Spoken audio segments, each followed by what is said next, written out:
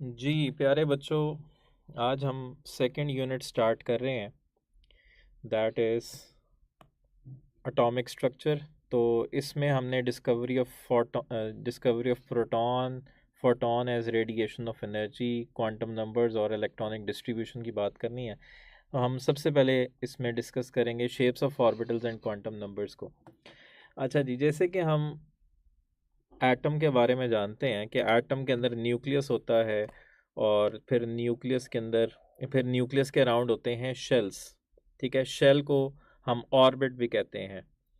जो first shell होता है हमारे पास वो होता है के शेल, सेकंड शेल होता है एल, थर्ड होता है एम और फोर्थ होता है एन शेल।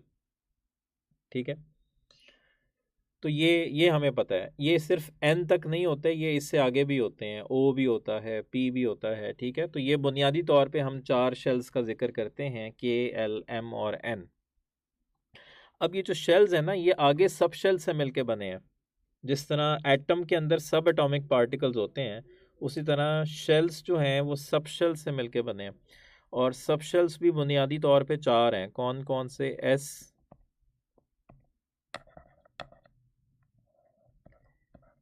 पी, डी और एफ।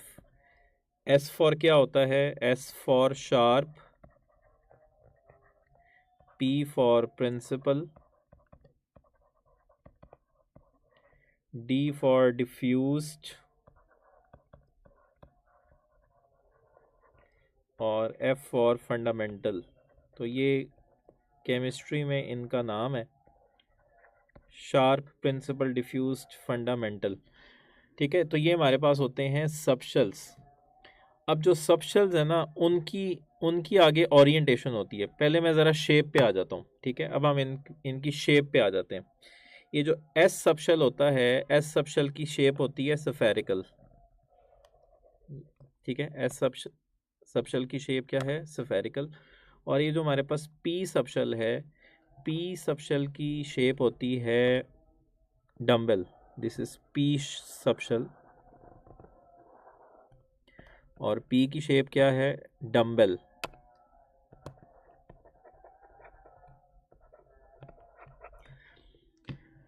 इसी तरह हम डी की बात करेंगे। अभी हम डी की तरफ चलते हैं। अच्छा, ये जो पी है, चूंकि ये डम्बल है, इसको मैं एक्स एक्सिस के अलोंग भी अरेंज कर सकता हूँ। तो ये मैंने पी को अरेंज किया एक्स एक्सिस के अलोंग। इसी तरह मैं पी को वाई एक्सिस के अलोंग भी अरेंज कर सकता हूँ। और इसी तरह मैं पी को जी एक्सिस के अलोंग भी अरेंज कर सकता हूँ।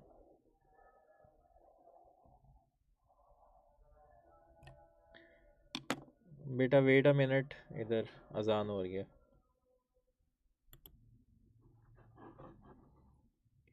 जी, तो एस की शेप है स्फेरिकल और पी की शेप है डम्बल। अब पी को हम तीन एक्सिस के लॉन्ग अरेंज कर सकते हैं। पी को हम एक्स एक्सिस के लॉन्ग भी अरेंज कर सकते हैं, तो ये कहला रहा है पी एक्स। पी को हम वाई एक्सिस के लॉन्ग भी अरेंज कर सकते हैं, ये कहला रहा है पी वाई। और पी को हम जी एक्सिस के लॉन्ग भी अरेंज कर सकते हैं, तो ये है पी जी। तो यानी कि इसकी तीन ओरिएंटेशन है। पी की टोटल तीन ओरिएंटेशंस हैं, पी एक्स, पी वाई और पी जी। Three orientations. अच्छा, एस की कितनी ओरिएंटेशन बन सकती हैं? क्योंकि एस जो है ये हमारे पास स्फेरिकल है, तो एस की कितनी ओरिएंटेशंस बन सकती हैं? क्योंकि ये बॉल है, ये स्फेरिकल है, तो लिहाजा इसकी सिर्फ वन ओरिएंटेशन होगी। इसकी सिर्फ एक ही ओरिएंटेशन है। तो एक सबशेल की जितनी ओरिएंटेशंस होती हैं, उतने उसके ऑर्बिटल होंगे। ठीक है, एक सबशेल की जितनी ओरिएंटेशंस होती हैं, उतने उसके ऑर्बिटल होंगे। तो पी की तीन ओरिएंटेशन है, तो पी के तीन ऑर्बिटल होंगे, थ्री ऑर्बिटल्स। और ये जो ऑर्बिटल्स होते हैं ये डी जनरेट होते हैं। एक ही सबशेल के जो ऑर्बिटल्स होते हैं ये डी जनरेट ऑर्बिटल्स होते हैं। डी जनरेट ऑर्बिटल्स उनको कहते हैं जिनकी एनर्जी सेम होती है, हैविंग सेम एनर्जी। तो इसलिए हम इनको एक साथ लिखते हैं। इसी तरह जो डी है, डी की हमारे पास पांच ओरिएंटेशंस हैं। डी की शेप क्या है? जो डी है ये है डबल डम्बल। या इसका एक और नाम है।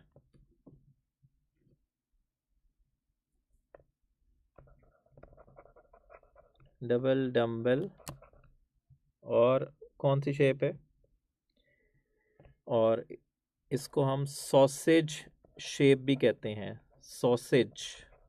ठीक है, जो डी की शेप है वो डबल डम्बल है या सॉसेज है। अच्छा, पी की जो शेप है ना, इसका भी एक और नाम है। पी की शेप मैंने बताया ये डम्बल होती है, और इसके साथ साथ आपको नज़र आ रहा है ये आजकल सीज़न है, ये इसको हम पीनट शेप भी कहते हैं, ये पीनट की तरह भी है। ठीक है, तो आजकल सीज़न चल रहा है। अच्छा, ये जो डी है इसकी हमारे पास टोटल 5 ओरिएंटेशंस हैं। डी जो है ये हमारे पास डबल डम्बल है। तो एक है जी हमारे पास डी वाई जी, ये ओरिएंटेशंस आपको याद होनी चाहिए। ठीक है, ये क्या है हमारे पास, डी वाई जी। तो डी वाई जी जो है हमारे पास y और z के दरमियान होगा, x पे नहीं होगा। तो ये आपको नज़र आ रहा है, ये परपेंडिकुलर होगा टू दी x एक्सिस। ठीक है, तो ये है डी वाई जी। फिर है हमारे पास D X Y, this is D X Y.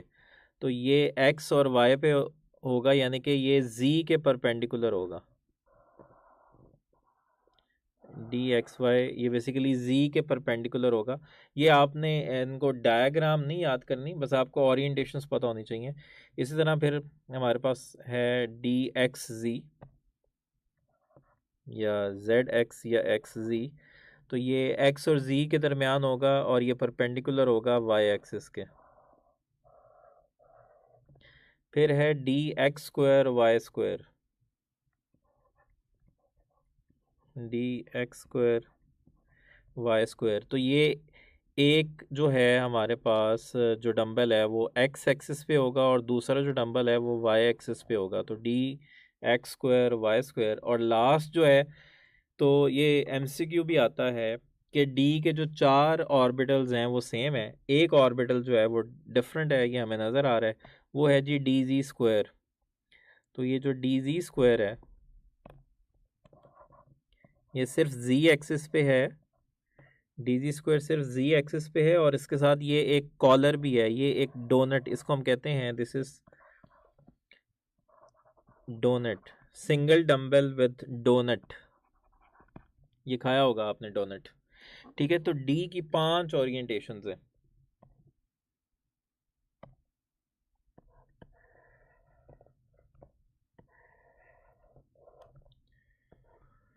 To three, D X Y, D Y Z, D X Z या डी जी एक्स, फिर D X square Y square, और फिर डी जी स्क्वायर। तो इसकी टोटल 5 ओरिएंटेशंस हैं, तो लिहाजा इसके इसके 5 ऑर्बिटल्स होंगे,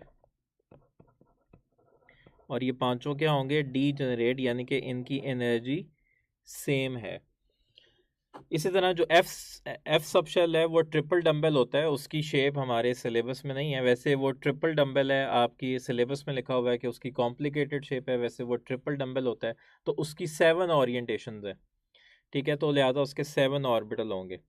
तो सब शेल की जो ओरिएंटेशंस होती हैं उन्हीं को हम ऑर्बिटल्स कहते हैं। अब इन ऑर्बिटल के अंदर इलेक्ट्रॉन मौजूद है। अब इलेक्ट्रॉन कहाँ प्रेजेंट है, हम तो हम तो सिर्फ सरफेस के लिहाज से बात कर देते हैं कि इलेक्ट्रॉन्स जो हैं वो शेल्स के अंदर रिवॉल्व कर रहे हैं। बेसिकली शेल्स के अंदर सब शेल्स होते हैं और सब शेल के आगे ऑर्बिटल होते हैं, तो बेसिकली इलेक्ट्रॉन उस ऑर्बिटल के अंदर होता है। तो यहाँ पर हम ऑर्बिटल को डिफाइन करेंगे। ऑर्बिटल क्या है, the region of space around the nucleus, the region of space around the nucleus where the probability of finding an electron is 95%। ठीक है, न्यूक्लियस के अराउंड वो जगह जहाँ पर इलेक्ट्रॉन को फाइंड करने की प्रोबेबिलिटी 95% हो, उसको हम ऑर्बिटल कहते हैं। तो कम से कम जो डिस्टेंस होता है ना, एक प्रोबेबिलिटी, मतलब जब भी आप इलेक्ट्रॉन को फाइंड करोगे तो 95% चांस है कि वो इसी जगह मौजूद होगा जिसको हम ऑर्बिटल कह रहे हैं।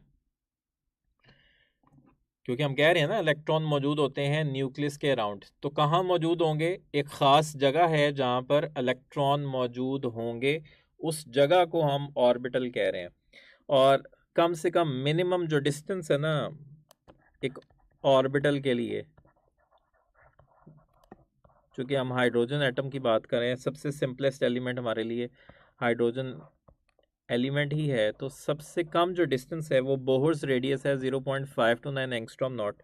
तो इस डिस्टेंस पे जो है वो इलेक्ट्रॉन मौजूद होता है। इस डिस्टेंस पर इलेक्ट्रॉन को फाइंड करने की प्रोबेबिलिटी जो है वो मैक्सिमम होती है, 95% होती है, 0.529 एंगस्ट्रॉम नॉट या 52.9 पिकोमीटर्स। तो ये हमारे पास एक बोहर्स रेडियस है। ठीक है, अब हम आ जाते हैं ज़रा दोबारा इधर। तो जिस तरह आप बायो में पढ़ते हो ना, लेवल्स ऑफ बायोलॉजिकल ऑर्गेनाइजेशन, तो आप छोटे लेवल से बड़े लेवल की तरफ जाते हो। सबसे पहले हमारे पास सब एटॉमिक लेवल होता है, फिर एटॉमिक होता है, फिर मॉलिक्यूलर लेवल होता है, फिर सेल ऑर्गेनेलीज होते हैं, फिर सेल होता है, फिर टिश्यूज़, फिर ऑर्गन सिस्टम, फिर इंडिविजुअल, फिर पॉपुलेशन, फिर कम्युनिटी और फिर बायोस्फीयर। तो यहाँ पर हम बड़े लेवल से छोटे लेवल की तरफ जाएंगे। ठीक है, वो आप छोटे लेवल से बड़े लेवल की तरफ जा रहे हो, यहाँ हम बड़े लेवल से छोटे लेवल की तरफ जा रहे हैं। तो सबसे बड़ा लेवल क्या है हमारे पास? शेल्स जो हैं वो किससे मिलके बने हैं? सब शेल से। सब शेल्स के आगे ऑर्बिटल्स होते हैं और उन ऑर्बिटल्स के अंदर इलेक्ट्रॉन मौजूद होते हैं। तो बेसिकली जब आपने एक एटम को कंप्लीट डिफाइन करना होता है या आपने इलेक्ट्रॉन का एड्रेस मालूम करना है, तो ये इलेक्ट्रॉन का एक कंप्लीट एड्रेस है। वो कैसे? जैसे कि हमारे पास अगर हमने किसी के एड्रेस पे जाना है तो सबसे पहले क्या होता है हमारे पास? हमें उसके शहर का पता होना चाहिए, सिटी। फिर सिटी में उस एरिया का, जैसे कि आपने डिफेंस जाना है तो एरिया का पता होना चाहिए। फिर उस एरिया में डिफेंस है तो डिफेंस में किस ब्लॉक में रह रहे हैं तो आपको इसके ब्लॉक का पता होना चाहिए। और उस ब्लॉक की फिर आपको फाइनली स्ट्रीट पता होनी चाहिए और उस स्ट्रीट में आपको उसका घर मिलेगा। ठीक है, तो ये एक इलेक्ट्रॉन का एक कंप्लीट एड्रेस है। ठीक है, तो अब हम चलते हैं क्वांटम नंबर्स की तरफ। जी, तो अगर आपने एटम को कंप्लीटली डिफाइन करना है तो उसके लिए हमें क्वांटम नंबर्स की ज़रूरत पड़ती है। एक एटम को कंप्लीट डिफाइन करने के लिए हमें क्वांटम नंबर्स की ज़रूरत पड़ती है।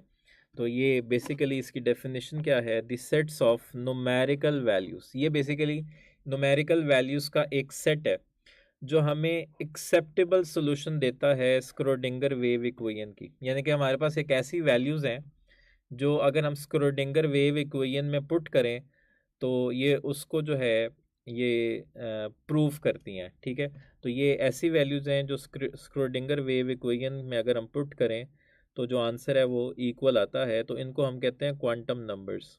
अब हमारे पास एक एटम को कंप्लीट डिफाइन करने के लिए 4 क्वांटम नंबर्स की ज़रूरत पड़ती है। There are 4 quantum numbers out of which first three are derived from Schrodinger wave equation. तो उन 4 में से जो पहले 3 क्वांटम नंबर हैं वो हमने स्क्रोडिंगर वेव इक्वेशन से डिराइव किए हैं। तो ये एमसीक्यू के लिए बड़ा इंपॉर्टेंट पॉइंट है। और जो चौथा क्वांटम नंबर है वो हमने डिराइव किया है, वो किसी और ने प्रपोज किया है, अभी हम उसकी बात करेंगे।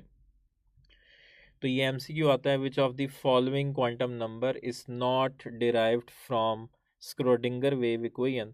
तो वो हमारा 4th क्वांटम नंबर है, that is spin quantum number. अच्छा, तो हमारे पास 4 क्वांटम नंबर हैं। सबसे पहला जो क्वांटम नंबर है वो है principal quantum number.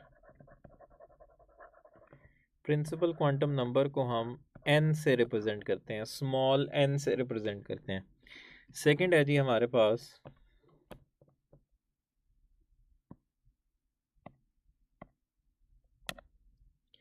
Azimuthal quantum number.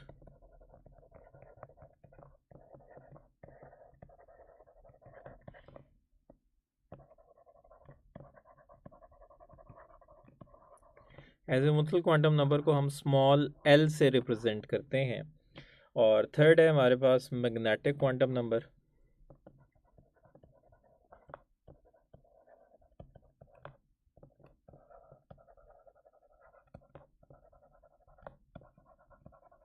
Magnetic quantum number को हम स्मॉल m से रिप्रेजेंट करते हैं, या कभी कभी इसके साथ स्मॉल l भी सबस्क्रिप्ट में लगा होता है। ठीक है, ये ऐसे भी हो सकता है कि सिर्फ m भी हो सकता है, या m के साथ सबस्क्रिप्ट में स्मॉल l जो है वो लिखा होता है। फिर नेक्स्ट है जी हमारे पास स्पिन क्वांटम नंबर। तो ये वो क्वांटम नंबर है जो स्क्रोडिंगर वेव इक्वेशन से डिराइव नहीं हुआ। तो स्पिन क्वांटम नंबर, इसको हम या तो s से रिप्रेजेंट करते हैं या m के साथ सबस्क्रिप्ट में स्मॉल s लिखते हैं।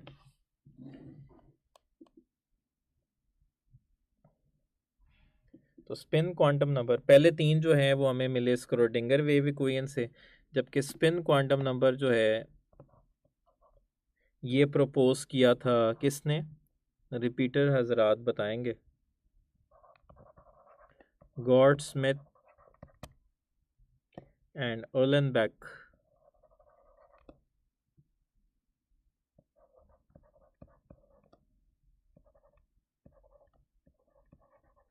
तो स्पिन क्वांटम नंबर प्रपोज किया था गॉड स्मिथ और ओलेनबेक ने। बाकी तीनों क्वांटम नंबर जो हैं वो स्क्रोडिंगर वेव इक्वेशन से डिराइव हुए हैं। अच्छा, जिस तरह हमने लेवल पढ़ा ना, ये उसी लेवल में है। बड़े लेवल से हम छोटे लेवल की तरफ आएंगे। तो प्रिंसिपल क्वांटम नंबर सबसे बड़ा लेवल क्या था, शेल्स। तो principal quantum number basically shells को रिप्रेजेंट करते हैं। अच्छा, उससे छोटा लेवल क्या था, सब शेल्स। तो एजीमुथल क्वांटम नंबर जो है ये सब शेल्स को रिप्रेजेंट करते हैं। उससे छोटा लेवल क्या था, ऑर्बिटल्स। तो जो मैग्नेटिक क्वांटम नंबर है ये ऑर्बिटल्स को रिप्रेजेंट करता है।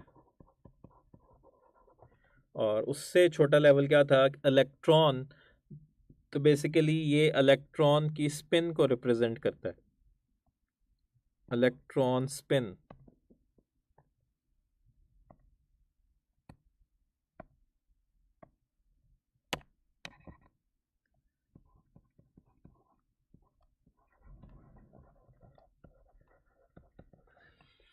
ठीक है बच्चों, अब हम बड़े लेवल से छोटे लेवल की तरफ आएंगे। तो सबसे पहले हम बात करेंगे प्रिंसिपल क्वांटम नंबर की। जी, प्रिंसिपल क्वांटम नंबर जिसको हम स्मॉल n से रिप्रेजेंट कर रहे हैं, तो ये किन किन चीज़ों को रिप्रेजेंट कर रहा है। एक तो ये शेल्स को रिप्रेजेंट कर रहा है, दूसरा ये एनर्जी ऑफ इलेक्ट्रॉन को रिप्रेजेंट कर रहा है। चूँकि हर शेल की अपनी एक एनर्जी होती है, तो लिहाजा हर इलेक्ट्रॉन की भी एनर्जी जो है वो डिफरेंट होगी। तो ये एनर्जी ऑफ इलेक्ट्रॉन को रिप्रेजेंट करता है, और ये इलेक्ट्रॉन का डिस्टेंस बताता है न्यूक्लियस से, डिस्टेंस ऑफ इलेक्ट्रॉन। जाहिर बात है फर्स्ट ऑर्बिट का रेडियस कुछ और होगा, सेकंड ऑर्बिट का रेडियस कुछ और होगा। तो लिहाजा इलेक्ट्रॉन का डिस्टेंस बताता है, distance of electron from the nucleus.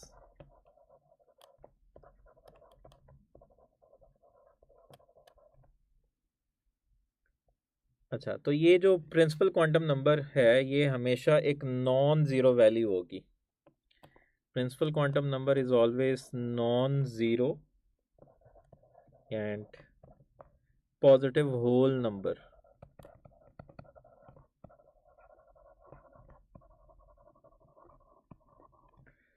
और चूंकि हम इसको n से रिप्रेजेंट करते हैं, यानी कि n की वैल्यू 1 2 3 4 5 एंड सो ऑन कुछ भी हो सकती है, बस ज़ीरो नहीं होगी और पॉजिटिव होगी। ठीक है, तो ये k हमारे पास पहला शेल है, तो k के लिए n की वैल्यू 1 होगी। l हमारे पास दूसरा शेल है, n l के लिए स्मॉल n की वैल्यू होगी 2। m तीसरा शेल है, इसके लिए n की वैल्यू होगी 3। n फोर्थ शेल है, इसके लिए n की वैल्यू होगी 4। ठीक है, तो हर शेल के लिए प्रिंसिपल क्वांटम नंबर की एक ख़ास वैल्यू है। तो ये क्या कर रहा है, ये रिप्रेजेंट करता है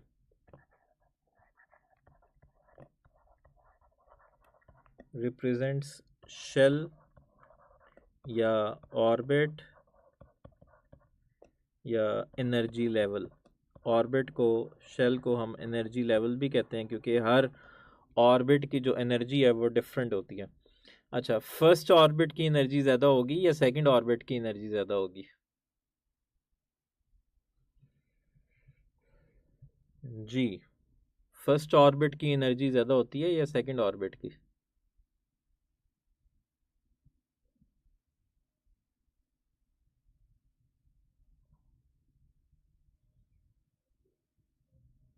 हाँ जी, और इसका राइट आंसर है सेकंड ऑर्बिट की। सेकंड ऑर्बिट की एनर्जी फर्स्ट ऑर्बिट से ज़्यादा होती है। जैसे जैसे ऑर्बिट न्यूक्लियस से दूर होता जाता है उसकी एनर्जी ज़्यादा होती जाती है। ठीक है, एक बच्चा जो क्लासरूम में सबसे लास्ट पे बैठा होता है, जो बैक बेंचर्स होते हैं, वो ज़्यादा शरारतें करते हैं। क्यों? क्योंकि उनके पास एनर्जी ज़्यादा होती है, टीचर का होल्ड कम हो जाता है। जो फ्रंट पे बैठा होता है उसकी एनर्जी कम होती है, वो कम शरारतें करता है। क्यों? क्योंकि टीचर का होल्ड ज़्यादा होता है। तो जिस तरह एन की वैल्यू बढ़ेगी एनर्जी भी बढ़ेगी। ठीक है, अब हर शेल में हम मैक्सिमम नंबर ऑफ इलेक्ट्रॉन्स को अकोमोडेट कर सकते हैं, उससे ज़्यादा हम इलेक्ट्रॉन्स अकोमोडेट नहीं कर सकते। So formula to calculate maximum number of electrons in a shell. ठीक है, मैक्सिमम नंबर ऑफ इलेक्ट्रॉन्स एक शेल में हम कैसे मालूम कर सकते हैं? तो उसके लिए हमारे पास फार्मूला है 2n²। 2n² फार्मूला से हम हर शेल में मैक्सिमम नंबर ऑफ इलेक्ट्रॉन्स जो है वो मालूम कर सकते हैं। अब k पहला शेल है, तो पहले शेल के लिए यहाँ पर हम n की वैल्यू 1 पुट करेंगे। तो जब हमने यहाँ पे 1 पुट किया, 1 का स्क्वायर 1, 1 2 ज़ार 2, तो पहले शेल में 2 इलेक्ट्रॉन्स आ सकते हैं, 2 से ज़्यादा नहीं। सेकंड शेल में हम n की वैल्यू 2 पुट करेंगे, 2 का स्क्वायर 4, 4 2 ज़ार 8। सेकंड शेल में 8 इलेक्ट्रॉन आ सकते हैं। थर्ड के लिए 3 पुट किया, 3 का स्क्वायर 9, 9 2 ज़ार 18। और फोर्थ है n इज़ इक्वल्स टू 4, 4 का स्क्वायर 16, 16 2 ज़ार 32 इलेक्ट्रॉन्स। तो इस तरह हम maximum number of electrons accommodate कर सकते हैं शेल्स के अंदर। ठीक है बच्चों, तो ये था जी प्रिंसिपल क्वांटम नंबर जो कि शेल्स को रिप्रेजेंट कर रहा है। अब जो है वो 10 मिनट्स की ब्रेक है, वो मैं अभी बताऊंगा कि n² किस लिए इस्तेमाल होता है। अभी 10 मिनट्स की नमाज ब्रेक है, फिर उसके बाद हम मिलते हैं और आराम से पढ़ते हैं।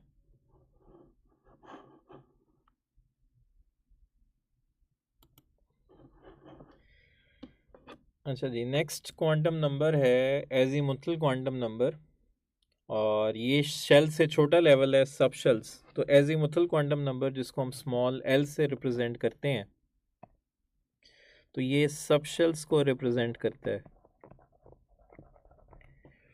और सेकंड, ये सब शेल्स की बेसिकली शेप को रिप्रेजेंट करता है, शेप ऑफ, चूँकि हर सब शेल की शेप डिफरेंट है, तो ये शेप ऑफ सब शेल्स को रिप्रेजेंट करता है। शेप ऑफ सब शेल्स भी लिखा हो सकता है, शेप ऑफ ऑर्बिटल्स भी हो सकता है। ठीक है, जैसे कि px एक ऑर्बिटल है तो उसकी शेप भी डम्बल है, py एक ऑर्बिटल है उसकी शेप भी डम्बल है। तो ये बेसिकली शेप को रिप्रेजेंट करता है। इसका इसके दो और नाम है, तीन और नाम है। इनको हम एंगुलर मोमेंटम क्वांटम नंबर भी कहते हैं, एंगुलर मोमेंटम क्वांटम नंबर। इसको हम सेकेंडरी क्वांटम नंबर भी कहते हैं, इसको हम ऑर्बिटल शेप क्वांटम नंबर भी कहते हैं।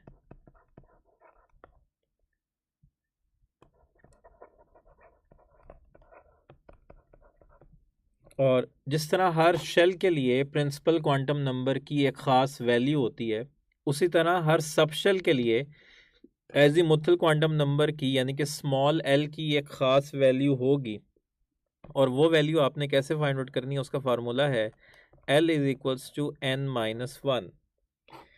अच्छा, तो यहाँ पर हम हर सब शेल के लिए एजीमुथल क्वांटम नंबर की वैल्यू फाइंड आउट करेंगे। अच्छा, ये जो k है ये पहला शेल है, इसमें सिर्फ एक ही सब शेल होता है, दैट इज़ s। और चूंकि ये पहले शेल में है तो इसके साथ आएगा 1। L दूसरा शेल है, इसमें दो सब शेल होंगे। और चूंकि ये सेकंड शेल में है, इसमें दो सब शेल होंगे, एक s और एक p। चूंकि ये सेकंड शेल में है तो इनके साथ आएगा 2।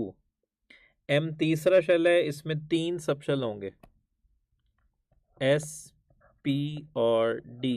चूंकि ये थर्ड शेल में है तो लिहाजा इन सब के साथ आएगा 3। और एन जो है ये फोर्थ शेल है, तो लिहाजा इसमें 4 सब शेल होंगे, एक एस, एक पी, एक डी और एक एफ, और इन सब के साथ आएगा 4। ठीक है। अब ये जो अब हमने फाइंड आउट करना है एस के लिए, तो एस सबसे पहले किस शेल में आया है? एस जो है वो सबसे पहले फर्स्ट शेल में मौजूद है, तो इसके लिए हमारे पास L is equals to n minus one. तो चूंकि ये पहले शेल में है तो यहाँ पर हम n की जगह 1 पुट कर देंगे, 1 माइनस वन 0। तो जब भी L की वैल्यू 0 हो, इससे मुराद S सब शेल है। जब भी L की वैल्यू 0 हो, इससे मुराद S सब शेल है। अच्छा, P कौन से शेल में आया है? P आया है सेकंड शेल में, तो यहाँ पर हम इसके लिए 2 पुट करेंगे, n की जगह क्या पुट करेंगे? 2। 2 माइनस वन 1। तो जब भी L की वैल्यू 1 हो, इससे मुराद P सब शेल है। D कौन से शेल में आया है? D आया है थर्ड शेल में, तो इसके लिए हम n की जगह 3 पुट करेंगे, 3 माइनस वन 2। तो ये आ गया हमारे पास। जब भी L की वैल्यू 2 होगी, इससे मुराद D सब शेल होगा। और F आया है फोर्थ शेल में, तो इधर हम 4 पुट करेंगे, 4 माइनस वन 3। तो जब भी L की वैल्यू 3 हो, इससे मुराद है F सब शेल।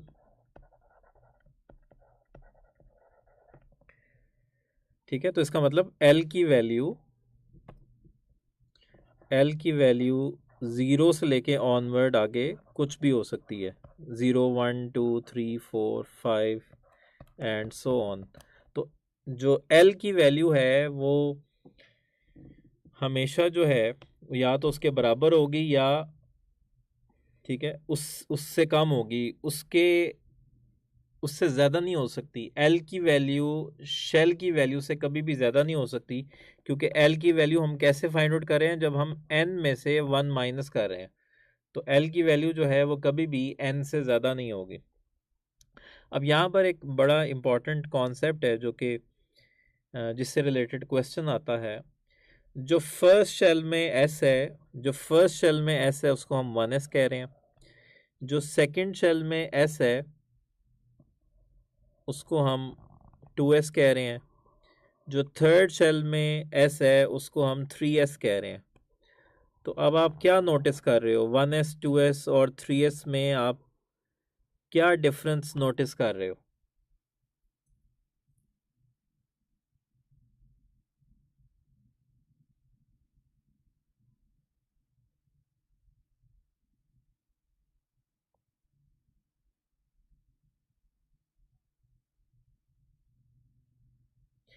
बेटा इक्वल नहीं होगी, हमेशा कम होगी। L की वैल्यू हमेशा n से कम होगी। हाँ जी, साइज इंक्रीज हो रहा है, तो जैसे जैसे शेल का नंबर इंक्रीज होगा, शेप तो सेम रहेगी लेकिन साइज इंक्रीज होगा। ठीक है, तो ये बात इंपॉर्टेंट है। With increase in the value of principal quantum number n, the shape of s, p, d and f orbitals are same। Shape same रहती है, बस उनका साइज इंक्रीज होता है। साइज भी इंक्रीज होता है और एनर्जी भी इंक्रीज होती है। अब जिस तरह हर शेल में हम maximum number of electrons accommodate कर सकते हैं, उसी तरह हर सब शेल में भी हम maximum number of electrons accommodate कर सकते हैं। Formula to calculate number of electrons in sub shell, तो इसके लिए हमारे पास फार्मूला है 2 इंटू 2l+1, या ऐसे भी हो सकता है, अगर मैं 2 को अंदर मल्टीप्लाई कर दूं दोनों के साथ, तो ये हो जाएगा 4l+2। ठीक है, तो अब s के लिए अब मैंने फाइंड आउट करना है कि s में कितने इलेक्ट्रॉन आ सकते हैं। तो s के लिए l की वैल्यू 0 होती है, तो यहाँ पर आप 0 पुट करोगे, यहाँ पर आप 0 पुट कर दो। 4 इंटू 0+2, तो 4 इंटू 0 0 0+2 2, तो इसमें 2 इलेक्ट्रॉन्स आ सकते हैं। तो s में मैक्सिमम 2 इलेक्ट्रॉन्स आ सकते हैं। अच्छा, p के लिए l की वैल्यू 1 होगी, तो यहाँ पर आप 1 पुट करोगे। 4 1 4 4+2 6, तो p में 6 इलेक्ट्रॉन्स आ सकते हैं। डी के लिए एल की वैल्यू है 2, तो यहाँ पर आप 2 पुट करोगे, 4 2 ज़ार 8, 8 + 2 10, तो इसमें 10 इलेक्ट्रॉन्स आ सकते हैं। n-1 था जब हर सबशेल के लिए आपने एल की वैल्यू फाइंड आउट करनी है। एजीमुथल क्वांटम नंबर की वैल्यू फाइंड आउट करने के लिए n-1 था, लेकिन हर सबशेल में कितने इलेक्ट्रॉन आ सकते हैं ये उसके लिए फार्मूला है। अच्छा, एफ के लिए एल की वैल्यू क्या है? 3। तो ये जो मैं कह रहा हूँ ना कि एस के लिए एल की वैल्यू 0 है, पी के लिए एल की वैल्यू 1 है, डी के लिए एल की वैल्यू 2 है, तो ये हमने फाइंड आउट किया है n-1 से।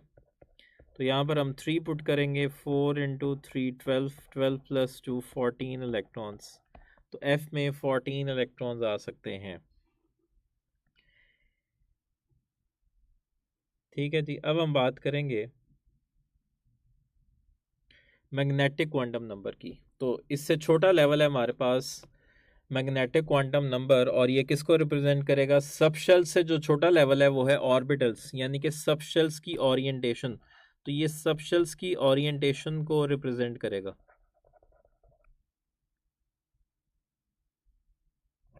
फोर एल प्लस 2 होगा ओरिएंटेशन ऑफ सबशेल्स।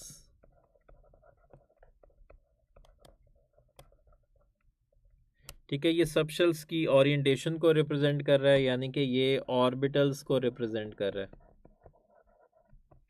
तो इसको हम ओरिएंटेशन क्वांटम नंबर भी कहते हैं।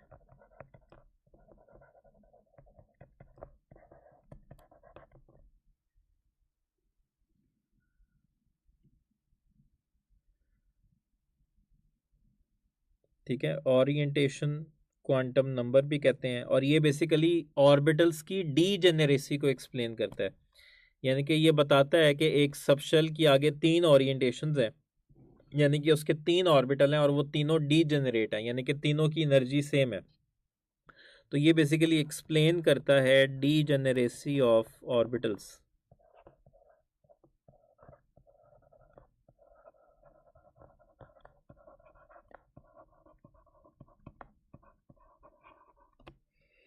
नेक्स्ट, ये हमें ये भी बताता है कि हम एक ऑर्बिटल को कितने वेज में ओरिएंट कर सकते हैं इन 3 dimensional space. Explains the number of ways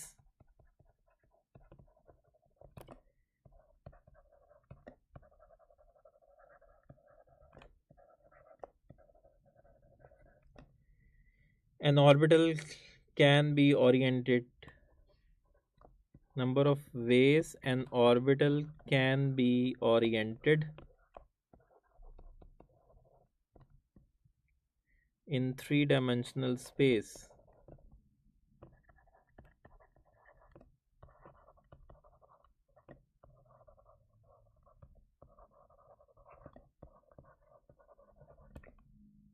डीजेनेरेसी का मतलब है कि ये ऑर्बिटल्स की डीजेनेरेसी को बताता है, यानी कि ये बताता है कि इन ऑर्बिटल्स की एनर्जी सेम है। अगर एक सबशेल के 3 ऑर्बिटल हैं तो तीनों की एनर्जी सेम है, तो इसका मतलब वो बता रहा है कि पी के 3 ऑर्बिटल हैं और तीनों की एनर्जी सेम है, तो ये बता रहा है कि उसकी डीजेनेरेसी है, सेम एनर्जी है। अच्छा, अब हमें कैसे पता चलेगा कि एक सबशेल के कितने ऑर्बिटल्स होते हैं या एक सबशेल की कितनी ओरिएंटेशंस होती हैं? पहले तो हमने बात कर लिया, लेकिन इसके लिए हमारे पास एक फार्मूला है। Formula to calculate number of orbitals of a subshell. तो इसके लिए हमारे पास फार्मूला है 2l+1। एक सबशेल के कितने ऑर्बिटल्स होंगे, इसके लिए फार्मूला है 2l+1। अच्छा, एस के लिए एल की वैल्यू क्या है? एस के लिए एल की वैल्यू 0 है, तो यहाँ पर हम 0 पुट करेंगे। 2 0 0, 0 + 1 1, तो इसका मतलब है एस की सिर्फ एक ओरिएंटेशन है, तो यानी कि एस के लिए मैग्नेटिक क्वांटम नंबर की सिर्फ एक वैल्यू होगी। एस की चूंकि सिर्फ एक ओरिएंटेशन है, तो लिहाजा इसके लिए मैग्नेटिक क्वांटम नंबर की सिर्फ एक वैल्यू होगी, और वो वैल्यू होगी 0। ठीक है, जितनी ओरिएंटेशंस होंगी उतनी मैग्नेटिक क्वांटम नंबर की वैल्यूज होंगी। अच्छा, P के लिए हमारे पास है PL इज इक्वल्स टू 1, तो यहाँ पर हम 1 पुट करेंगे, 2 1s are 2, 2 + 1 3। तो P के लिए L की वैल्यूज़ 3 हैं, सॉरी P के लिए मैग्नेटिक क्वांटम नंबर की वैल्यूज़ 3 हैं। आपने क्या करना है, आपने 0 से 1 इस तरफ चले जाना है और 0 से 1 उस तरफ चले जाना है। तो P की 3 ओरिएंटेशंस हैं, तो इसके लिए मैग्नेटिक क्वांटम नंबर की 3 वैल्यूज़ हैं, और वो कौन कौन सी हैं, -1 0 +1। D जो है इसके लिए L की वैल्यू 2 है, तो यहाँ पर हम 2 पुट करेंगे, 2 2s are 4, 4 + 1 5। तो इसके लिए मैग्नेटिक क्वांटम नंबर की 5 वैल्यूज़ हैं, तो एक नेगेटिव में एक और बढ़ा देना है और पॉजिटिव में भी एक और बढ़ा देना है, तो -2 से +2 तक। और F की जो है वो हमारे पास L की वैल्यू 3 है, तो यहाँ पर हम 2 3s are 6, 6 + 1 7 ओरिएंटेशंस है, तो ये होंगी -3 से लेके +3 तक।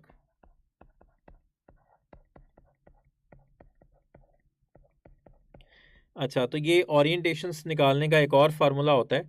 बेसिकली जो मैग्नेटिक क्वांटम नंबर की वैल्यूज़ होंगी ना, वो उस सब शेल की -L से लेके +L तक होंगी। जो भी सब शेल होगा आपके पास, जो भी उसकी L वैल्यू होगी, उसको आपने -1 से उसको आपने माइनस से लेके 0 तक लिखना है। जैसे कि S की वैल्यू 0 थी, तो उसको आपने माइनस में भी लिखा, प्लस में भी लिखा, तो बेसिकली 0 के साथ माइनस लिखते ही नहीं है, तो उसका मतलब इसकी सिर्फ एक ही ओरिएंटेशन आई। अच्छा, P के लिए L की वैल्यू 1 थी, तो 1 को आपने माइनस से लेके प्लस तक लिखना है, तो -1 0 +1। फिर D के लिए L की वैल्यू 2 है, तो इसको आपने माइनस से लेके प्लस तक लिखना है, यानी कि -2 -1 0 +1 +2। F के लिए L की वैल्यू 3 है, तो इसको आपने माइनस से लेके प्लस तक लिखना है, -3 -2 -1 0 +1 +2 एंड +3। तो इस तरह हमें पता चलता है कि एक सबशेल की कितनी ओरिएंटेशंस होंगी।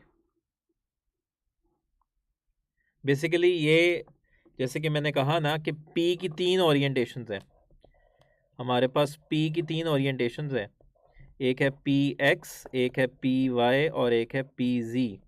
तो PX की जो ओरिएंटेशन है, PX के लिए जो मैग्नेटिक क्वांटम नंबर की वैल्यू है वो -1 है, PY के लिए मैग्नेटिक क्वांटम नंबर की वैल्यू 0 है, और PZ के लिए मैग्नेटिक क्वांटम नंबर की वैल्यू +1 है।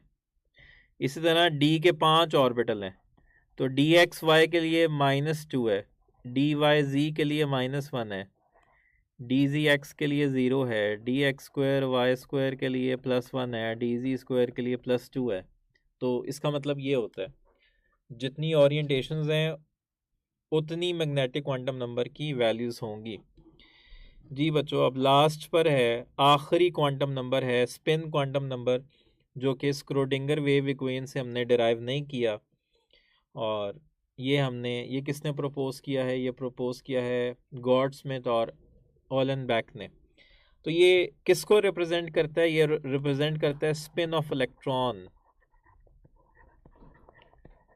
अच्छा जी, हम बात करते हैं कि ये जो अर्थ है ये सूरज के गिर्द रिवॉल्व कर रही है। Earth is revolving around the sun. Earth जो है वो सूरज के गिर्द रिवॉल्व कर रही है, लेकिन उसके साथ साथ अर्थ जो है वो अपने एक्सिस पे स्पिन भी कर रही है। तो इसी तरह ये हमारे पास ये न्यूक्लियस है, तो ये न्यूक्लियस के अराउंड ये हमारे पास ऑर्बिट है, तो इस ऑर्बिट में ये इलेक्ट्रॉन है। तो इलेक्ट्रॉन जो है वो रिवॉल्व करने के साथ साथ अपने एक्सिस पे स्पिन भी कर रहा है। ठीक है, इलेक्ट्रॉन रिवॉल्व करने के साथ साथ अपने एक्सिस पे स्पिन भी कर रहा है। तो एक ऑर्बिटल में मैक्सिमम 2 इलेक्ट्रॉन आ सकते हैं। हमने कहा ना कि P में टोटल 6 इलेक्ट्रॉन आ सकते हैं, तो एक ऑर्बिटल में 2 इलेक्ट्रॉन आ गए, तो टोटल कितने इलेक्ट्रॉन हो गए, 6 इलेक्ट्रॉन हो गए। तो एक ऑर्बिटल में मैक्सिमम 2 इलेक्ट्रॉन आ सकते हैं, और दोनों की स्पिन जो है वो ऑपोजिट होगी। अगर एक की स्पिन क्लॉकवाइज है तो दूसरे की स्पिन एंटी क्लॉकवाइज होगी। तो अभी हम इसकी बात कर रहे हैं। एज वी नो,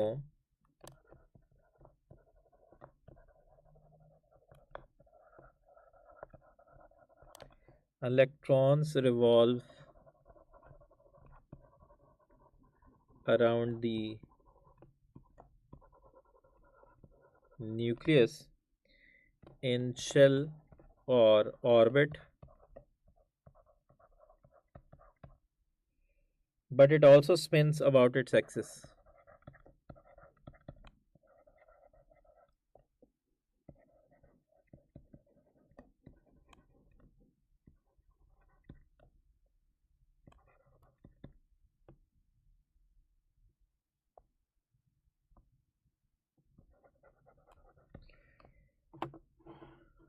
अच्छा, तो इलेक्ट्रॉन चूंकि अपने एक्सिस पे रोटेट कर रहा है तो इसको हम सेल्फ रोटेशन कहते हैं.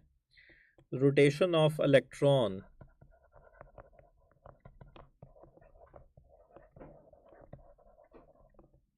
around its own axis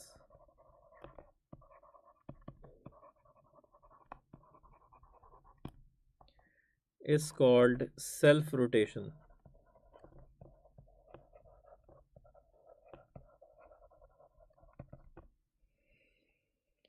एक ऑर्बिटल में मैक्सिमम 2 इलेक्ट्रॉन आ सकते हैं.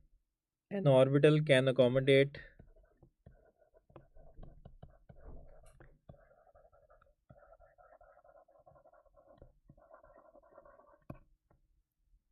a maximum of 2 electrons.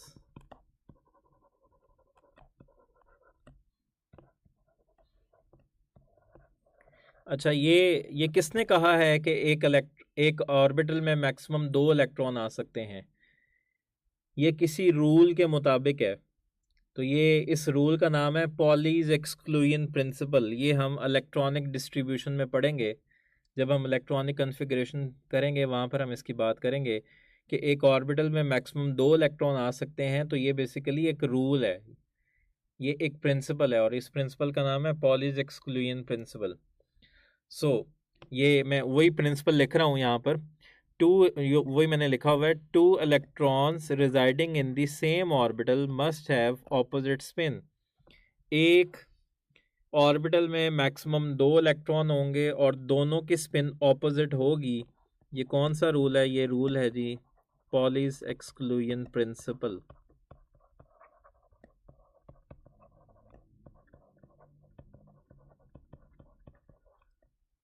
लो भाई, अब यहाँ पर बड़ी इंपॉर्टेंट बातें आने लगी हैं. हमने बात की कि एक ऑर्बिटल में मैक्सिमम 2 इलेक्ट्रॉन होते हैं, एक की और दोनों की स्पिन ऑपोजिट होती है.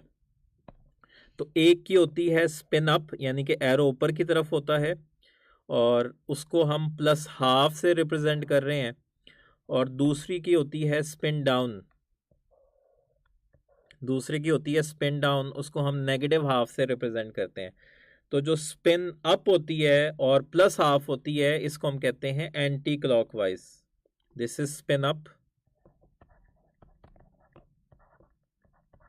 और ये होती है एंटी क्लॉकवाइज. और ये होती है स्पिन डाउन, और इसको हम कहते हैं क्लॉकवाइज. ठीक है. अब यहाँ पर आपने याद रखना है, चूँकि इसमें तमाम बोर्ड्स के बच्चे हैं, तो आपने याद रखना है बलूचिस्तान और पंजाब में ये गिवन है. जो हमने पढ़ा ये बलूचिस्तान और पंजाब में गिवन है. बलूचिस्तान बोर्ड में भी ऐसा ही है और पंजाब में भी ऐसा ही है कि जो आपकी स्पिन अप है और प्लस हाफ है, ये हम एंटी क्लॉकवाइज को कहते हैं. और जो नेगेटिव हाफ है और स्पिन डाउन है, इसको हम क्लॉकवाइज कहते हैं. तो बलूचिस्तान और पंजाब में ये लिखा हुआ है. लेकिन अगर हम फेडरल की बात करें तो फेडरल में क्या लिखा हुआ है? फेडरल में लिखा हुआ है, थोड़ा सा बस उसने एरो चेंज कर दिया है, कि basically plus half, anti clockwise plus half तो होती है लेकिन स्पिन डाउन होती है. ये एंटी क्लॉकवाइज होती है स्पिन डाउन, लेकिन है प्लस हाफ. और इधर स्पिन अप हो जाता है, नेगेटिव हाफ हो जाता है, और ये क्लॉकवाइज है. और जबकि केपीके में क्या गिवन है? केपीके में एंटी क्लॉकवाइज जो है वो नेगेटिव हाफ है और स्पिन अप है,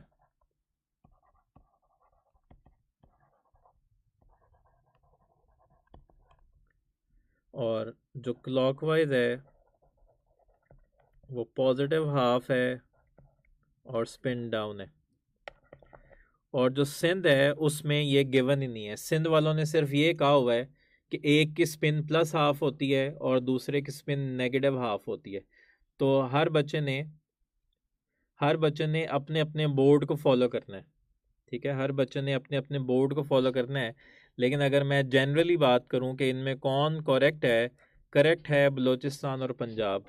ये जो हमने पढ़ा है कि spin up plus half anticlockwise और spin down negative half clockwise, ये करेक्ट है। जो बलूचिस्तान और पंजाब वाला है ओवरऑल ये करेक्ट है, लेकिन आपने अपने अपने बोर्ड को फॉलो करना है। और मैंने कहा कि सिंध में चूँकि माशाल्लाह भुट्टो जिंदा है, तो सिंध वालों ने सिर्फ ये कहा है कि एक प्लस हाफ होता है और एक नेगेटिव हाफ होता है। उन्होंने ये नहीं कहा कि कौन सा एंटी क्लॉकवाइज है और कौन सा क्लॉकवाइज है। अपवर्ड ये बेसिकली मैग्नेटिक फील्ड को रिप्रेजेंट करता है ना, ये आपने फिजिक्स में पढ़ा हुआ है बेटा। ये इलेक्ट्रॉन तब स्पिन करता है जब आप उसको मैग्नेटिक फील्ड सप्लाई देते हो, ठीक है, तो ये आपने फिजिक्स में पढ़ा हुआ है, स्पिन अप स्पिन डाउन। अच्छा, तो एक ऑर्बिटल में मैक्सिमम 2 इलेक्ट्रॉन आ सकते हैं, दोनों की स्पिन क्या होगी, ऑपोजिट। यानी कि एक अगर इस तरह है तो दूसरा इस तरह होगा, यानी कि इसको हम कहेंगे एंटी पैरेलल, ये एक दूसरे के एंटी पैरेलल होने चाहिए, तो ये हमारा करेक्ट है। जबकि अगर आप दोनों को सेम लिख दोगे, दोनों पैरेलल होंगे, तो ये इनकरेक्ट है, दोनों की स्पिन सेम नहीं हो सकती, ठीक है। इसी तरह अगर आप इस तरह लिख दोगे तो ये भी गलत है, ये भी पैरेलल हैं, तो ये भी गलत है, दोनों की स्पिन क्या होनी चाहिए। तो ये आपने कॉन्सेप्ट पढ़ा हुआ है पैरामैग्नेटिक और डायामैग्नेटिक का। तो जब एक ऑर्बिटल में एक इलेक्ट्रॉन होता है तो उसकी स्पिन होती है, ठीक है, जब एक ऑर्बिटल में एक इलेक्ट्रॉन होता है तो उसकी स्पिन होती है, तो उसकी मैग्नेटिक मूवमेंट भी होती है। तो जिसकी अपनी मैग्नेटिक मूवमेंट होती है वो मैग्नेटिक फील्ड की तरफ अट्रैक्ट होता है, उसको हम पैरामैग्नेटिक सब्सटेंस कहते हैं। जबकि जब एक ऑर्बिटल में 2 इलेक्ट्रॉन हो और दोनों की स्पिन ऑपोजिट हो, तो दोनों एक दूसरे की स्पिन को कैंसिल कर देते हैं, ठीक है, स्पिन जो है cancel each other magnetic movement. तो इसकी मैग्नेटिक मूवमेंट नहीं होगी, तो जिसकी मैग्नेटिक मूवमेंट नहीं होती वो मैग्नेटिक फील्ड की तरफ अट्रैक्ट नहीं होता, उसको हम कहते हैं डायामैग्नेटिक। ठीक है बच्चों, तो ये था जी हमारे पास क्वांटम नंबर्स, और लास्ट पर ये एक टेबल सा बना हुआ है। तो एस ऑर्बिटल जो है वो पहले शेल में भी हो सकता है, दूसरे शेल में भी हो सकता है, तीसरे में भी हो सकता है, किसी भी शेल में हो सकता है। इसके लिए एल की वैल्यू 0 है, और इसके लिए मैग्नेटिक क्वांटम नंबर की सिर्फ एक वैल्यू है, दैट इज़ 0। पी जो है वो डम्बल है, और ये सेकंड शेल में आता है, ये सेकंड में हो सकता है, थर्ड में हो सकता है, फोर्थ फिफ्थ सिक्स किसी में भी हो सकता है, बस फर्स्ट में नहीं हो सकता। तो इसके लिए एल की वैल्यू 1 है, और इसकी 3 ओरिएंटेशन है, -1 0 +1। डी की 5 ओरिएंटेशन है। अच्छा, डी थर्ड शेल में आता है, तो ये थर्ड में हो सकता है, fourth fifth and so on. इसके लिए एल की वैल्यू 2 है, तो इसकी मैग्नेटिक क्वांटम नंबर की वैल्यूज़ हैं -2 से लेके +2 तक। और एफ जो है वो हमारे पास फोर्थ शेल में आता है, इसके लिए एल की वैल्यू 3 है, और ये -3 से +3 तक होगा, ठीक है। तो ये हमारे पास था जी के, ये के पहला शेल है, इसमें हमारे पास सिर्फ एक ही सब शेल है, दैट इज़ 1s, और इसके लिए एल की वैल्यू 0 है, और इसके लिए मैग्नेटिक क्वांटम नंबर की सिर्फ एक वैल्यू है, दैट इज़ 0। तो इसमें टोटल ऑर्बिटल्स कितने आए हमारे पास, पहले शेल में हमारे पास सिर्फ एक ऑर्बिटल है। अच्छा, ये हमारे पास आ गया दूसरा शेल है एल शेल। तो एल शेल में एस भी है और पी भी है। तो एस के कितने ऑर्बिटल हो गए, एस का एक ऑर्बिटल और पी के 3 ऑर्बिटल, तो टोटल इसमें कितने ऑर्बिटल हो गए, सेकेंड शेल में टोटल 4 ऑर्बिटल हो गए। थर्ड शेल है हमारे पास एम शेल में एस पी डी तीन तीन सब शेल्स हैं, तो एक s का ऑर्बिटल है, 3 p के ऑर्बिटल हैं और 5 d के ऑर्बिटल हैं, तो टोटल इसमें 9 ऑर्बिटल्स हैं। इस तरह फोर्थ शेल है n शेल, इसमें 4 सब शेल हैं हमारे पास। s का सिर्फ एक ऑर्बिटल है, p के 3 ऑर्बिटल हैं, d के 5 ऑर्बिटल हैं और f के 7। टोटल इसमें कितने हो गए हमारे पास ऑर्बिटल्स? 16 ऑर्बिटल्स। तो एक शेल में कितने ऑर्बिटल्स हैं उसके लिए हमारे पास फार्मूला है नंबर ऑफ ऑर्बिटल्स। अगर आपने एक शेल में नंबर ऑफ ऑर्बिटल्स मालूम करने हैं, total number of orbitals, number of orbitals in a shell, तो वो हमारे पास होता है n²। तो ये आप देख लो, पहला शेल है तो इसके लिए आप यहाँ पे 1 पुट करोगे, 1 का स्क्वायर 1। फिर दूसरे शेल में मालूम करने यहाँ पे 2 पुट करोगे, 2 का स्क्वायर 4। तीसरे शेल में आपने मालूम करने यहाँ पे 3 पुट करोगे, 3 का स्क्वायर 9। फोर्थ में फाइंड आउट करने हैं 4 का स्क्वायर 16। ठीक है, तो बच्चों ये थे जी क्वांटम नंबर। अब कुछ बातें, ऑर्बिटल को हम इलेक्ट्रॉनिक क्लाउड भी कहते हैं। ठीक है, number of orbitals in an orbit shell can be determined by n²। मैंने अभी आपको बताया कि एक शेल में टोटल नंबर ऑफ ऑर्बिटल्स अगर आपने मालूम करने हैं तो उसके लिए हम n², तो अगर पहला शेल है तो 1 का स्क्वायर 1 आ गया, दूसरा शेल है तो 2 का स्क्वायर 4 हो गया, तीसरा शेल है 3 का स्क्वायर 9 हो गया, फोर्थ शेल में नंबर ऑफ ऑर्बिटल्स हैं तो 4 का स्क्वायर 16 हो गया। फिर हमने बात की एक सब शेल के कितने ऑर्बिटल्स हैं, उसके लिए हमारे पास फार्मूला है 2l+1।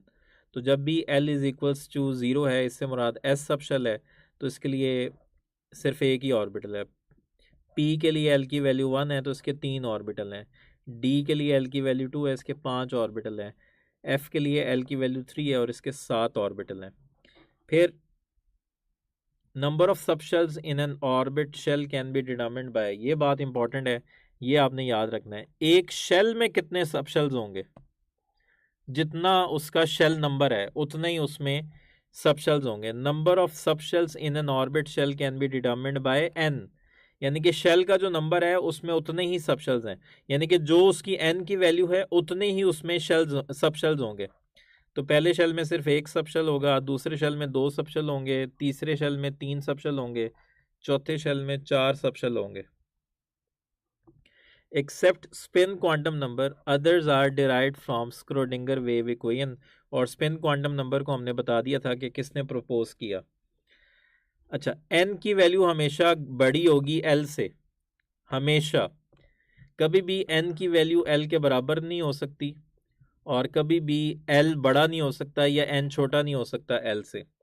और l की वैल्यू मैग्नेटिक क्वांटम नंबर के या तो बराबर होगी या उससे बड़ी होगी, और l की वैल्यू कभी भी मैग्नेटिक क्वांटम नंबर से छोटी नहीं होगी। ठीक है, मैग्नेटिक क्वांटम नंबर की वैल्यू जो है वो l से हमेशा बड़ी होगी या उसके बराबर होगी।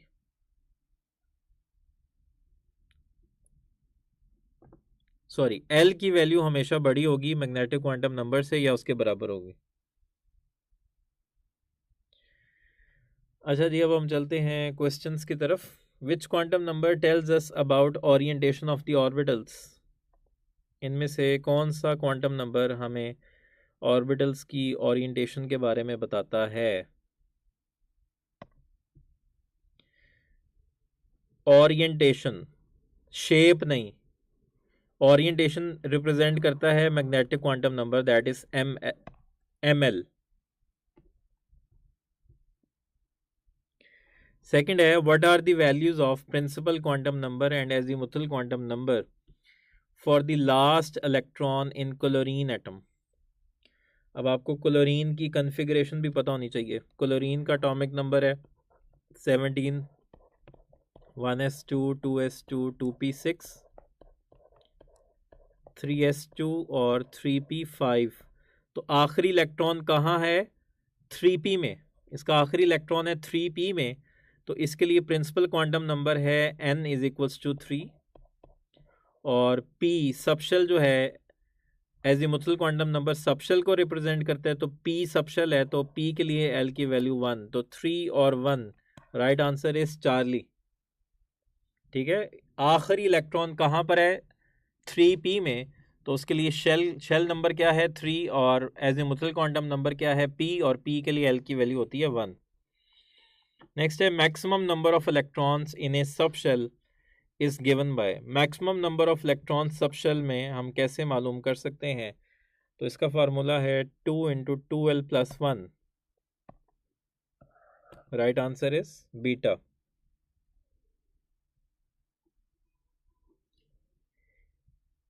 नेक्स्ट है the quantum number allows following orbitals in m shell. The quantum number allows following orbitals in m shell. m shell में कौन से ऑर्बिटल्स हो सकते हैं? m शेल में कौन से ऑर्बिटल्स हो सकते हैं?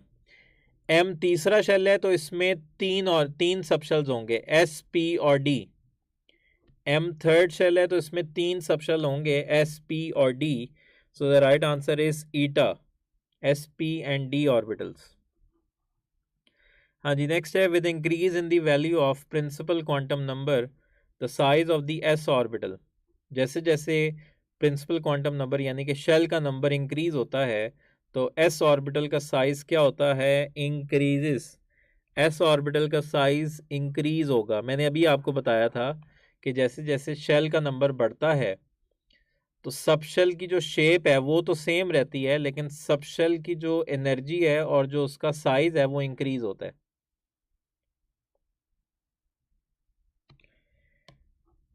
जी, अब ये कुछ एक्स्ट्रा एमसीक्यूज हैं। Which set of quantum numbers is possible? इनमें से कौन सा सेट जो है क्वांटम नंबर्स का वो पॉसिबल है?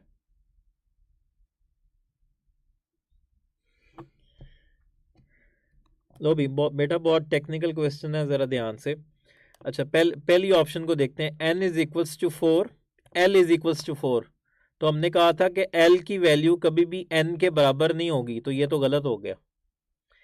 l की वैल्यू भी 4 है और n की वैल्यू भी 4 है। l की वैल्यू कभी भी बराबर नहीं होगी n के, तो ये गलत हो गया। अच्छा, n is equals to 3, l is equals to 2, यहाँ तक करेक्ट है। l की वैल्यू n से छोटी है, लेकिन मैग्नेटिक क्वांटम नंबर की जो वैल्यू है वो कहाँ से कहाँ तक होनी चाहिए थी? -2 से +2 तक होनी चाहिए थी, तो ये 3 दे दिया है, तो ये भी गलत है। फिर n is equals to 2, l is equals to 1। l की वैल्यू कम है n से, ये तो करेक्ट है, लेकिन इसमें मैग्नेटिक क्वांटम नंबर की वैल्यू बड़ी हो गई है। हालांकि मैग्नेटिक क्वांटम नंबर की वैल्यू -1 से +1 तक होनी चाहिए थी, तो ये भी गलत है। अच्छा, n की value 4, l is equals to 3, ये करेक्ट है। l जो है वो कम है n से, और इसकी मैग्नेटिक क्वांटम नंबर वैल्यूज -3 से +3 तक हो सकती हैं, तो ये +3 है, ये करेक्ट है। और उसमें जो इलेक्ट्रॉन की स्पिन है वो +12 है, तो ये क्वांटम नंबर करेक्ट है।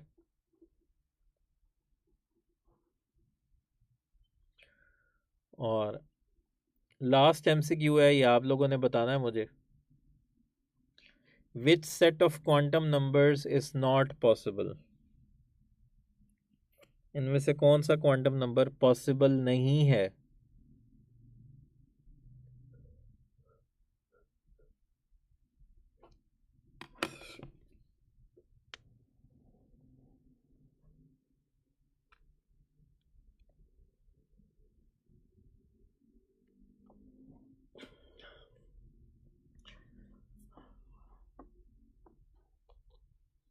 हाँ जी, पहले आप वो देख लो जो पॉसिबल हैं।